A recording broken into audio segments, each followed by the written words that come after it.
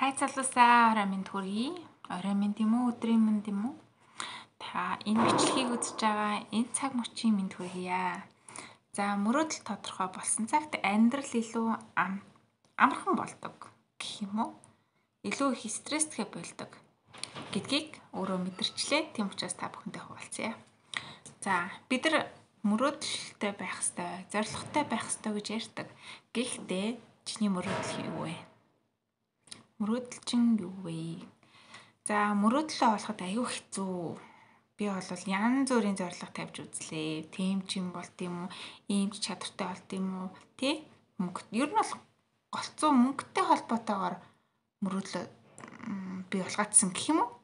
Одоо болохоор би мөрөөдлийг яаж тодорхойлохоо олсон гэх юм уу? За мөрөөдлийг бол ерөөхдөө бол бусдаас эхлээд жишээ аавн тий. Хүмүүс яаж амьдарч байна энэ дэлхий дээр?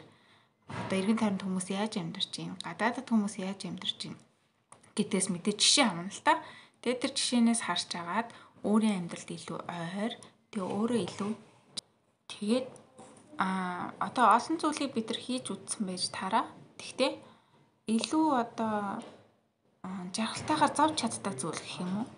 Одоо жишээлбэл би хэдэн цаг чамаагүй нуруу өвдсөн ч би өвдсөн ч бүр ухаалтах гэсэн ч зураг зураад суух дуртай. Нүүр будаад суух дуртай, үнтэй ярилцах дуртай гэдэг чинь өөрийгөө ингээ ажиглаж эхэлсэн гэх юм ба.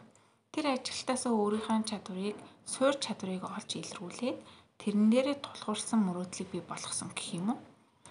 Тэгэхгүй бол одоо ингээ тий дулмаа гой мис тэгэхээр би мис болъё гэдэг ч юм уу тий. Тэр гой баян гинлээ тийм болъё гэж хэлэхгүйгээр зүгээр л өөрийнхөө суур авьяасыг илрүүлэх нь аягүй чухал юм билээ.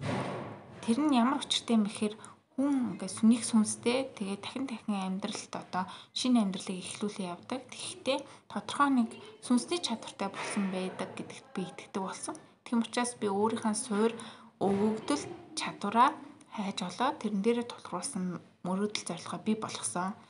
Би болгочоод одоо хэдийн хугацааны дараа би ямар чадвартай болох вэ? Одоо жишээлбэл би алдартай зураач болъё гэж бодоход би өнөөдрөөс хойш юу хийх вэ? Мэдээ зургийн чадвараа хөгжүүлнэ, сэтгэн бодох чадвараа хөгжүүлнэ гэдэг ч юм уу маш их сурах зүйл гараад ирж байгаа. Тэгэл тэрнийхээ төлөө явах амьдрал өөрөө маш амар. Явах зам тодорхой болохоор сэтгэл яач ч юм амар болчихж байгаа байхгүй. Ерөөсө тодорхой. Би стилийн имиж тодорхойлдог стилист, хувийн коуч, лайф коуч, дээрээс нь зураач хүн бол. Ингээл тодорхой. Мэдээж бие гоё авч явна, эрүүл амьдрна гэдэг ч юм уу те. Энэ байдлыг би бий болгохын тулд өдөр бүр хичээнэ. Тэрнийхээ төлөө суралцсан, илүү чадваржуулна, чадахгүй зүйлэл зориг гаргаад хийдэг гэх юм уу. Одоо би зураг зурхтаа би энэ зургийг зурж чадах болов гэсэн хэцүү зургийг сонгож зурдаг. Дараа нь би ард нь гараад би энэ зургийг чаддсан байна гэдэг сэтгэл зүг авч чаддаг гэсэн үг.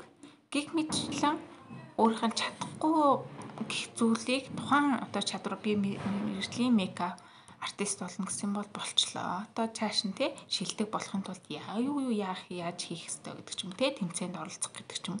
Тийм зорилгод тавьсан учраас миний явах зам тодорхой, ирээдүй тодорхой, зорилго тодорхой. Ийм учраас би ийш тийшээ одоо хүмүүний ятгаланд орлохгүйгээр энэ чадруудаа хөгжүүлсээр байх болно.